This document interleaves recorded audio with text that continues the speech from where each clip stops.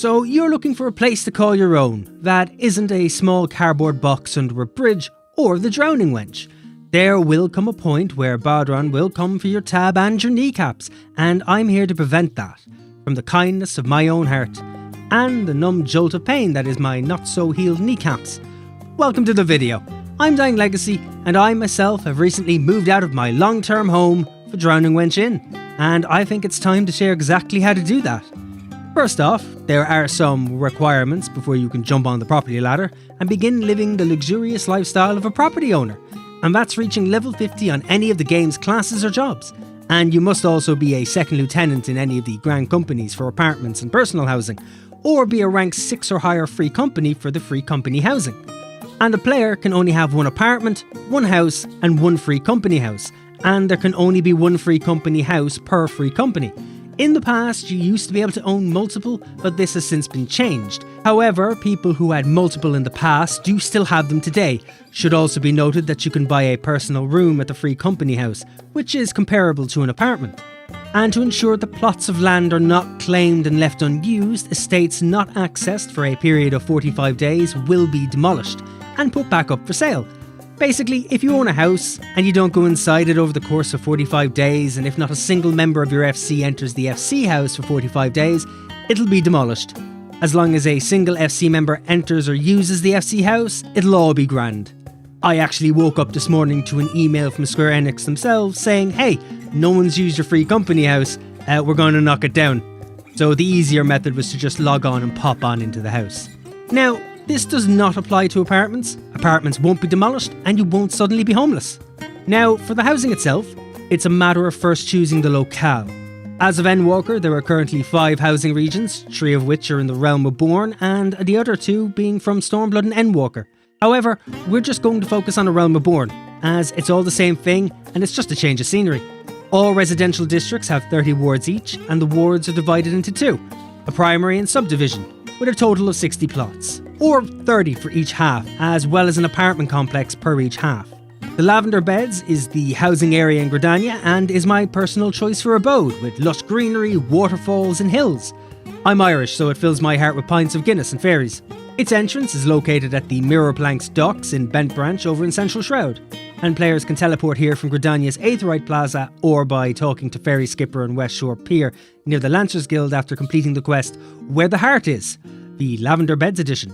Mist is the housing area for Limsa Lominsa and is for players looking for that beach living life, or who wanted to feel like they were part of an English property and housing TV show. And its entrance is over at Red Rooster Stead in Cedarwood of Lower Lenosca, and if you complete the quest Where the Heart Is, Mist edition. You can teleport here from the Limsa Lominsa Aetheryte or take the ferry from the Fisherman's Guild in Limsa Lominsa's lower decks. And finally, the Goblet is the housing area for Ul'dah, so if you fantasize about sun, sand and palm trees with no fear of sunburn or getting sand in your crotch, this is the place for you.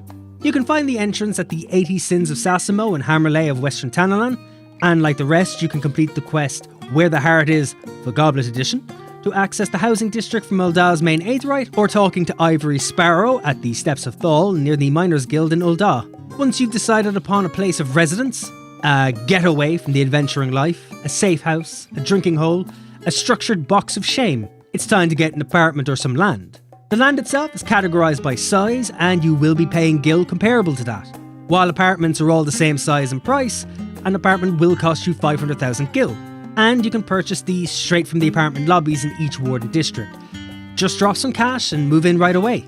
And the same goes for a free company room, of which you need to be part of a free company that has a free company house, and you can buy a personal room for 300,000 gil. For plots of land to build your own house, however, they are split into 3 categories. You have small plots that support cottages and range from 3 to 4 million gil. You also have medium plots that support houses that range from 16 to 20 million gil. And there are also large plots that support mansions that will set you back from 40 to 50 million gil and are subject to a housing lottery, as housing is limited. It used to be a first come first served system, but this meant no one could feasibly get a house due to people AFKing plots and auto-clicking to be first. So now all you do is walk up to a vacant lot that is for sale and click the placard during a lottery period. Pay the price of the plot to enter, and any number of people can enter for a plot of land at the same time. However, you can only enter one lottery at a time, per lottery period. You can't enter for multiple houses and hope to get one of them. You have one shot at one house per lottery cycle. And at the end, an entrant is chosen by random. If you aren't chosen at the end, click the placard to get your money back. If you happen to forget to do this and the lottery begins again, you will lose that money, so be sure to get your refund. If you win, however, you still have to click the placard to finalise the purchase.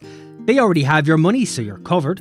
The lottery itself operates on a 9-day cycle. For 5 days, people can enter the lottery for a house, and for 4 days, it enters a result period, letting people finalise the purchase, and then opening the lottery again for 5 more days. Rinse and repeat. This goes for every ward and housing district. All available houses go up for sale at the same time. You have 5 days to enter, and then 4 days for everyone to pick up their winnings or losses before it all starts again. Now, due to events such as maintenance, these periods may be shorter. However, when you're trying to buy a house, which is done from the signpost outside a house, it will give you relevant information regarding that. That's the simple explanation and all you really need to know. For apartments, when you buy one, you can walk straight in and begin decorating. Simple and effective. And same goes for a free company room. You do that by walking up to a private chamber's door in the free company house and then purchasing one from there. Actual housing itself, however, comes with more fees, as you only bought the land, not the house itself. So, once you buy a plot of land, you then need to buy a housing permit to actually build a house on your newly bought land. And note to the wise, if you don't do this within 45 days, you will lose your plot of land. To do this, open your social menu, select housing followed by estate hall, and lastly purchase construction permit. Now this will cost you. For a cottage, it will cost you 450,000 gil, it'll cost 1 million gil for a house, and 3 million gil for a mansion. You also can't build a smaller house on a larger plot of land. If you bought a large plot, you can only build a mansion. If you bought a medium plot, you can only build a house, and if you bought a small plot, you can only build a cottage. Once that's done, you can build a house. You have a choice between a wood house, composite house, or stone house, as well as respective themes such as Gradanian, Uldon, or Lemünzen houses. These are just cosmetic and you can change how the houses look afterwards, but choose the one you like most for the time being, as this builds the house initially before you can change things up yourself. Not to mention seal the deal of owning the whole place.